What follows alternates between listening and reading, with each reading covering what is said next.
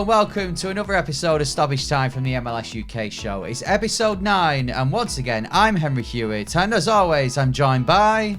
I'm still Elliot Holman, hi. And you always will be, until you change your name. Has Bryony pressured you at all to change your surname at the wedding of the year that's coming up this summer? No, she's quite excited for taking my name. Goodness knows why. I mean, it associates you with all sorts, not least the MLS UK show. But yeah, no, she's quite excited. There's no double barreling going on. I'm not taking hers. Her surname's G-E-E, which is confusing in so many aspects. So I think she's just excited to bin it off. 2-syllable name as well. That must be very exciting for her. Yeah, she's going up in the world. Right, so this is the show where we talk about the 4 biggest topics in MLS this week, and like a bonus episode of the MLS UK show. But first of all, I want to mention this. Last night, Elliot, the Premier League, did you watch any of it? Crystal Palace v Leeds. It was an MLS reunion, Vieira versus Marsh. Yeah, I didn't watch the game because I was playing football myself, but I enjoyed this. Saw Jack Harrison getting a little cuddle off Patrick Vieira as well. It was just all very friendly, wasn't it?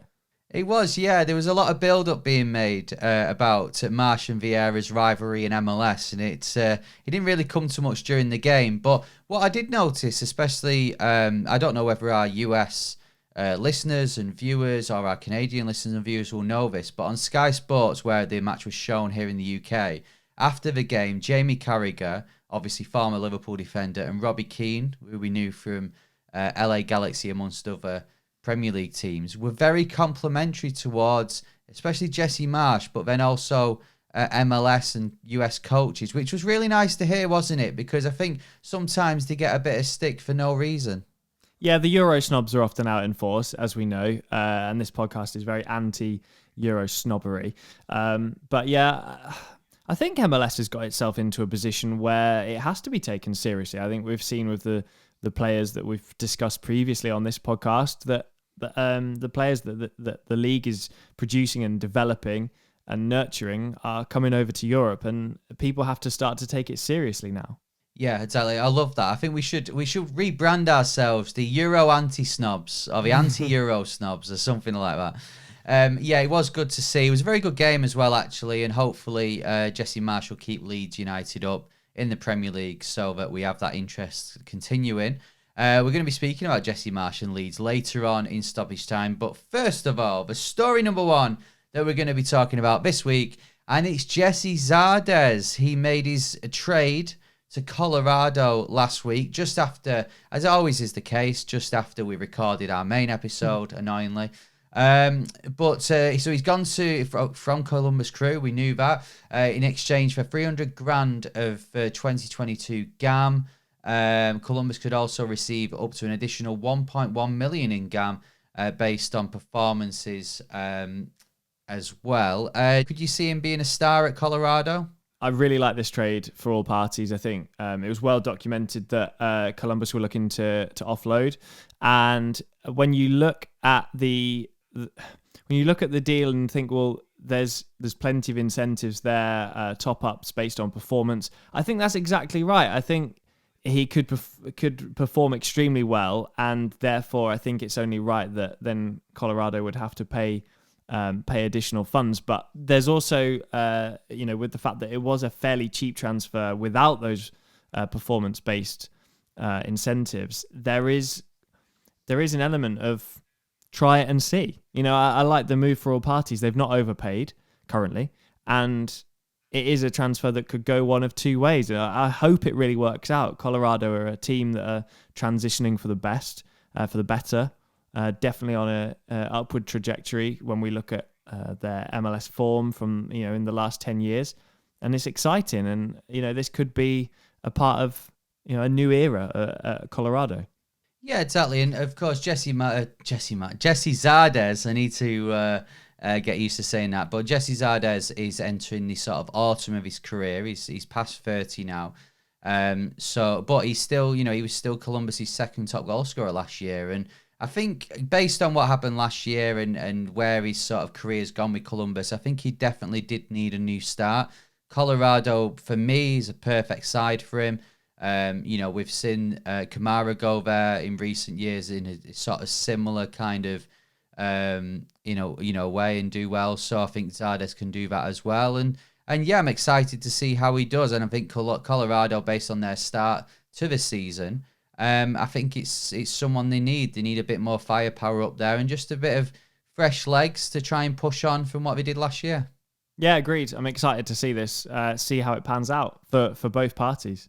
So number 2 then, in what we're talking about this week, and it's to do with Jesse Marsch. Right, switch my head back on. Jesse Marsch. The Leeds United head coach, and Leeds have been linked with one of MLS's rising stars this week. Make sure I'm saying this right. Gyasi MIHAILOVIC from Montreal has been linked with Leeds, amongst other clubs as well. Bayer Leverkusen and Borussia Dortmund are interested. Now, those, you'd say over the last 10 years have, of course, had better times than Leeds United, but based on them being in the Premier League, you'd probably say Leeds, and being with Jesse Marsch as well, could be front runners for that. Where are you with this one? Would you rather him have a few more years in MLS? Could you see him being a success at Leeds United? It's hard, isn't it? Because we're now, for years, we've done this podcast and we've wanted people to take the league seriously. And as I alluded to, a couple of minutes ago, we're now in a situation where MLS is looked upon favourably. It has gained respect in Europe. And I think this is the problem, is we're now victims of that. We're struggling to hold on to players that, to be fair, a great player, but with still a lot to prove even within the realms of MLS. And I think this is the problem. As soon as you see anyone with any form of, a bit of upward trajectory in their career in MLS, all of a sudden that's it. They're leaving and they're off and they're going to the Premier League and they're going to Belgium and Germany and France. And I think we're going to have to take steps with the way the league's operated to try and hold on to these players a little bit longer. Because for me, while Jordy's a great player, this is a perfect example of how all of a sudden you can become, almost the victim. You're being talked about so much. There's so many rumors that you go into Europe, and actually you want to be focusing on your football. And for me, you could pick 50 other players in MLS that are also right for Europe. It's a very, very unique time that the league is in at the minute. And I think clubs need more money to spend to try and retain players, because European clubs can blow them out of the water. Yeah, I would agree with that. And I think MIHAILOVIC as well, he's had a great start to the season, scored 4 in 8 games. But whereas you look at him compared to Pepe, for example, MIHAILOVIC is 23 years old. He's a bit older, so perhaps he's looking at it from a different place as to what Pepe was, considering that was his first year in MLS as well. So maybe being a bit older, he's thinking that time is not on his side as much, which is weird to say, basically, because he's 23 years old. It is weird to say, but this is the world of soccer, and it's going to be an interesting one. Personally, I'm with you. I'd rather see him stay at Montreal for at least another season, or at least to the end of this season. But again, money talks, Europe talks in soccer. If he feels that he has got the opportunity to go now and then start next season, whether it be in the Premier League or Bundesliga, that's going to be a pretty big carrot dangled in front of him. We don't know what's going to happen, for the rest of this season in MLS. And also, you got to think at the end of the season, there's a World Cup as well. Does he feel that he can get in the squad playing in the Premier League or the Bundesliga? Will he have a better chance of getting in that squad rather than Montreal? The questions there. Yeah, of course. Ultimately, you're always going to, as a player, you're always going to want to make it over to Europe. But there has to be a point where, especially homegrown players in MLS, Americans and Canadians, there has to be a point where they get the league to a point where they want to stay. Why should it be Europe? Why not want to stay in MLS and, win the Champions League and compete in the MLS playoffs? And I think there's work to be done now, because they're almost victims of their own success.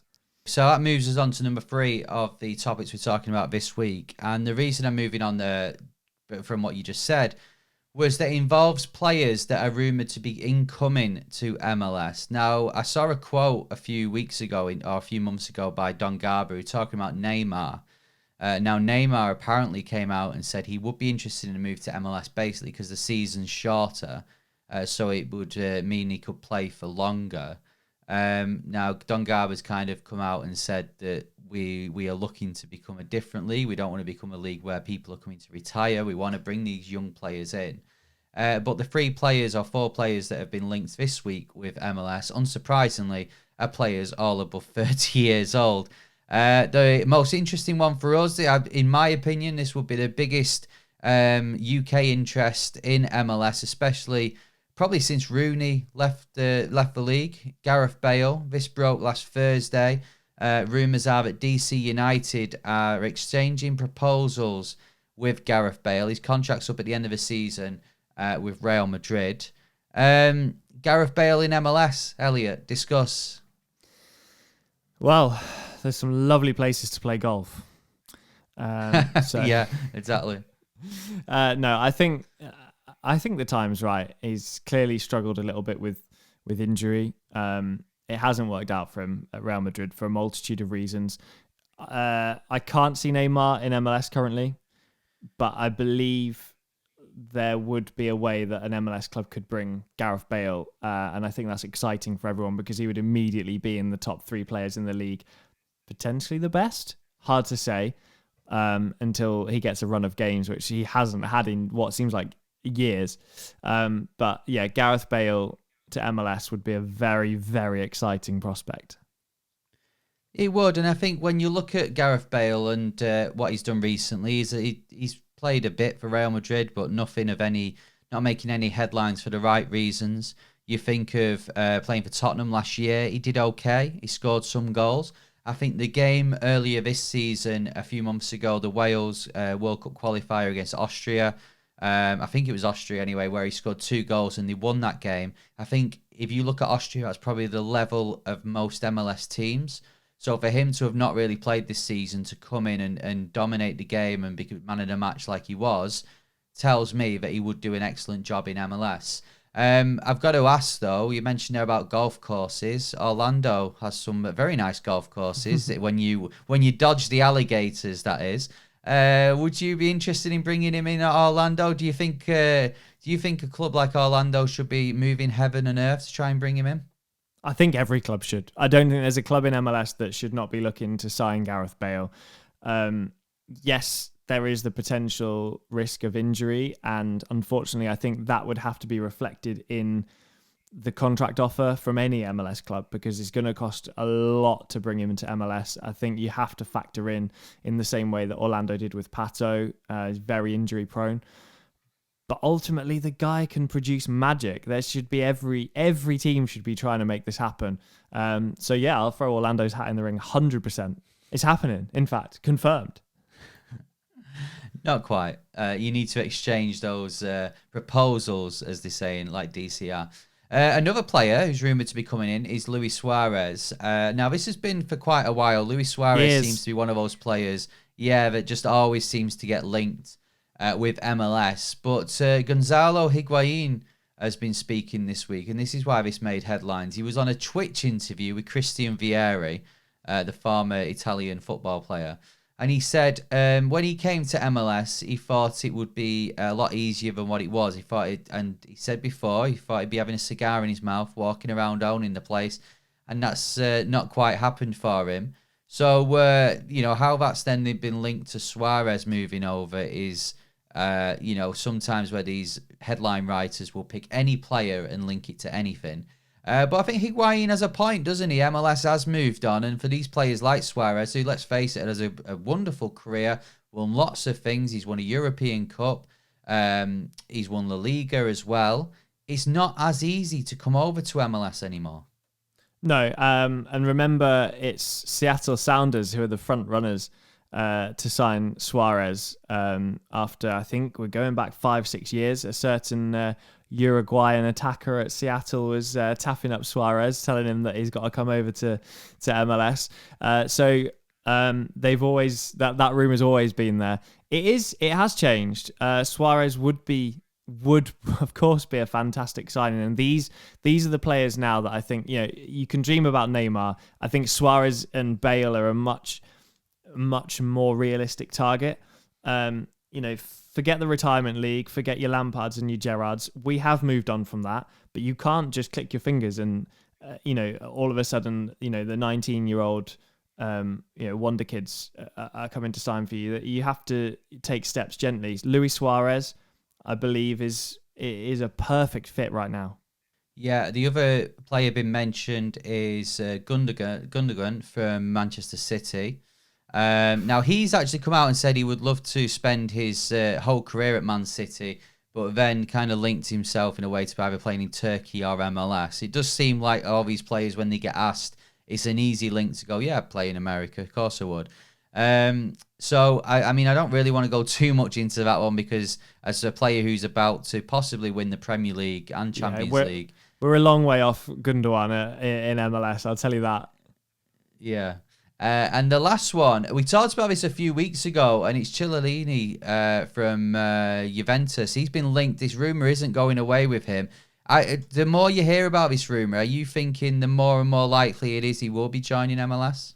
Yeah, absolutely. It tends to be the way it works. I know there's often rumours with MLS, as we've just talked about, 5 or 6 different players coming over. But I think there's certainly a lot of noise around this one, and that tends to indicate that there's at least conversations going on. It's not to say that a deal will be agreed. It's not to say that anyone can make this happen with their available DP slots and TAM and GAM, etc., that would be required. But it does seem like it would be a good fit. And if anything, when we're talking about Bale and Suarez being the level, I think Chiellini's currently a way under that due to his age. Yeah, I think we're only getting a year or two out of him. But do you also bear in mind that he is a defender? So naturally, any experienced defender coming into MLS, we don't have many of them, do we? So maybe that puts him at a higher echelons of MLS players, just because he's a defender. There's some rapid players in MLS that would cause him all sorts of problems, regardless of their ability with the ball at their feet. But yeah, I like this move. If it's going to happen, I'm all here for it. How long can he last in MLS? It's good. It really is good. Would be a great indication of where the league is at. So let's try and make that happen. Definitely. Right, number 4, and the final thing we're talking about this week in Stoppage Time is the All Star game. We already knew it was in Minnesota. It's on August 10th, and it is MLS versus Liga MX 2. This time, it's personal. MLS won the first one, so Liga MX are out for revenge. Is this a sign of things to come? Is this a sign that this match is just going to become this MLS v Liga MX match? Because there were in LA last year, there was a lot of... It seemed that it was a lot of fire around the game. Probably the most high-intensity All-Star game we've ever seen in MLS. Could this become a regular thing, or is this like boxing, where the challenger gets to have another match, but this time if you lose, I'm sorry, we're going back to playing European sides on a trip? I love the MLS All Star game, and I think it's important to remember that it's actually just supposed to be a bit of fun, and that's one of the things that drew my interest in MLS. The team, you'll remember, the team always used to be on FIFA, the Adidas All Stars, and you'd get the MLS team as well. And I think there's definitely a place for this Mexico rivalry, but maybe that's something different.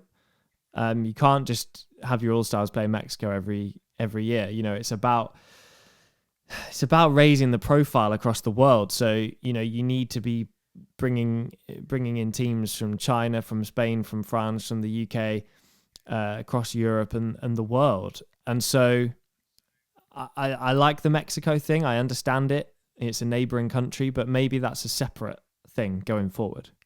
Yeah, well, we've already got, tournaments being created that's going to pitch MLS against Liga MX. Let's face it, the Champions League is basically that anyway when it gets to the latter stages. So this is just another part of that rivalry. But I mean, I don't want to bring this up again because it was rightly panned when it was people talking about it last year. But is this, for those people that were worried about an MLS and Liga MX sort of merger, is this a good thing that we're being pitched as rivals and they're going to keep them separately? Or could this be a bad thing? These links, could it end up being that the leagues join together? I don't know if it's the way we view it from Europe, but I don't see the Mexican league as being anywhere near MLS standard anymore. And I know that's changed massively in the last couple of years, but I think Mexico need MLS way more than we need them currently. Please, if if you're over that way and you have a much better understanding of both leagues than we do, which wouldn't be hard, please correct me. But I just think MLS is in a really special place at the minute, and Mexico's really in danger of being left behind. And I speak on a really basic level, looking at kits, badges, stadiums. Nothing in Liga MX really appeals to me as a lover of European football, whereas I love MLS. And I don't think MLS needs this merger that keeps being talked about.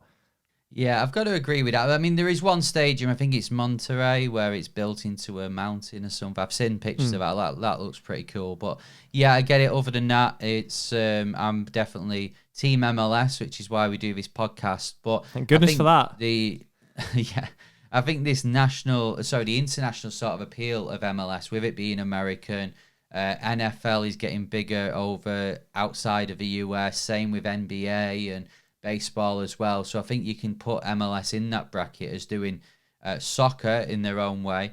So I think, the future is bright for MLS. Speaking about that, it's the week of the first leg. We've got to wish good luck to Seattle Sounders. They're at Pumas on Thursday night, I think. And in the first leg, they'll then come back to Seattle for the second leg. We saw the video go out. Where is it? We need to get his name right. Marshawn Lynch, who is a former Seahawks NFL player, was in that. He was saying the MF word quite a lot to listen to it at work. So maybe wait and watch that when you're not at work or around children when you do. But it's a great video. It got me pumped up, and I'm not going to it. The basis of the video was to try and get people to go to the match, get the stadium full, and really get behind Seattle. If they get a good result in Pumas, then they could be rocking, couldn't it? Yeah, I think it's all about making sure they stay in that game, because we know they've got every chance. If they take it back to Seattle, they've got every chance of really taking the game to them. So stay in the game at Pumas. Obviously, if they can get a goal, that's massive. But it's all about that second leg. And personally, I think it's good that the second leg is in Seattle. Right, that's it for Stoppage Time this week. Thanks very much for listening. Thanks very much for watching. Don't forget to subscribe on your podcast provider, and also subscribe on YouTube as well. We've passed 500 subscribers, so we really do appreciate that. But we want to hit 1,000. We want to get to 1,000 at some point. And a big shout out as well to our sponsor, Soccer90.com. Remember, at Soccer90.com, you can get all the MLS shirts. You can also get some Liga MX as well as international kits, Premier League kits, and other European kits as well. And at the checkout, if you type in the code MLS UK, you get 20% off. I was just saying how much I love those Liga MX shirts. They're exquisite. Make sure you go and grab those. Soccer90.com. Thanks very much for watching. As always, I am Elliot Holman, and I'm Henry Hewitt. See ya.